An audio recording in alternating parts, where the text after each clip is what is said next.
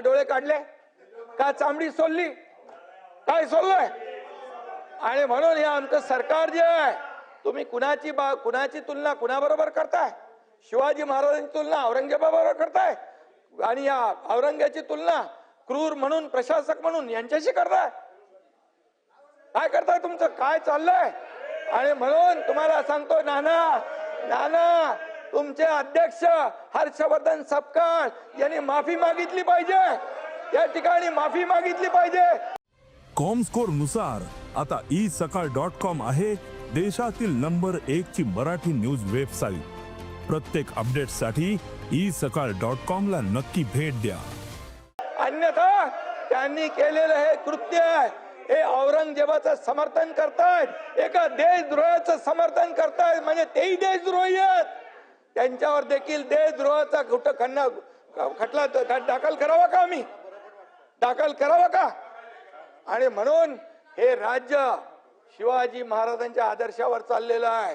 म्हणून 2.5 वर्षात आम्ही जे काम केलं, एकीकडे तुम्ही सगळं बंद केलं होतं, आम्ही सुरू केलं, लोकाभिमुख योजना केल्या, या ठिकाणी विकासाला चालना दिली। अरे आमचं आम्ही बघून घेऊ ना, तुम्ही 208 नंबर। आणि म्हणून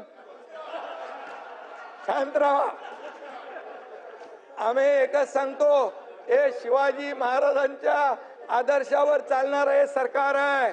आणि म्हणून या राज्यामध्ये शिवाजी महाराजांचा अपमान किंवा या छत्रपती संभाजी महाराजांचा अपमान बिलकुल सहन करणार नाही। आणि म्हणून या ठिकाणी मी आपल्याला एवढंच नाना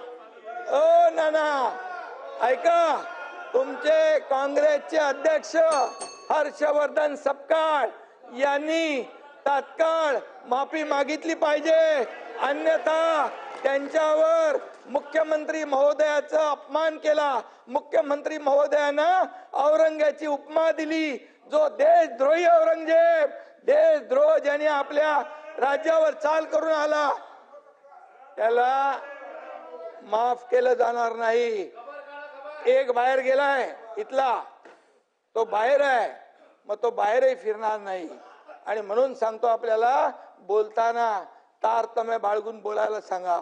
अरे तुम्ही ब्रिटिशांनी आक्रमण केलं, ब्रिटिशांच्या देखील खानाखुणा पुसून टाकल्या, स्वातंत्र्यानंतर तुमच्या सरकारने ते पुसून टाकलं पाहिजे होतं हे सगळं, पण मतांच्या लाचारीसाठी हे तुम्ही ठेवलं। आणि म्हणून तोच आज कलंक लागला महाराष्ट्राला।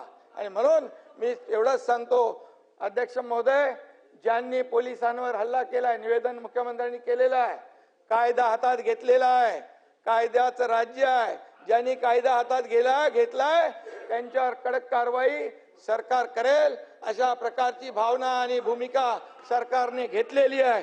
त्यामुळे इथून पुढे औरंग्याचं समर्थन, औरंग्याचं उदात्तीकरण कुणी खपून घेणार नाही। अरे याकूब मेमन, त्याचं उदात्तीकरण तुम्ही केलं, इथं बॉम्बस्फोटचा आरोपी तुमच्या लोकसभेच्या निवडणुकीमध्ये पाकिस्तानचे झेंडे फडकवले मतांसाठी, कुठं फेडणार हे पाप?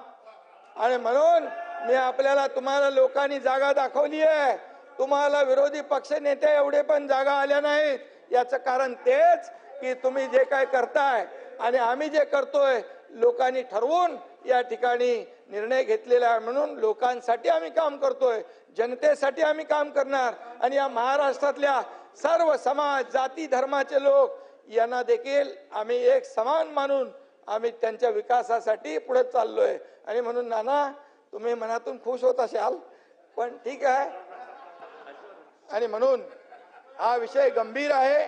आणि एवढंच मी सांगतो, या राज्यामध्ये छत्रपती शिवाजी महाराज, छत्रपती संभाजी महाराज किंवा आमचे महापुरुष यांचा अपमान बिलकुल खपून घेतला जाणार नाही।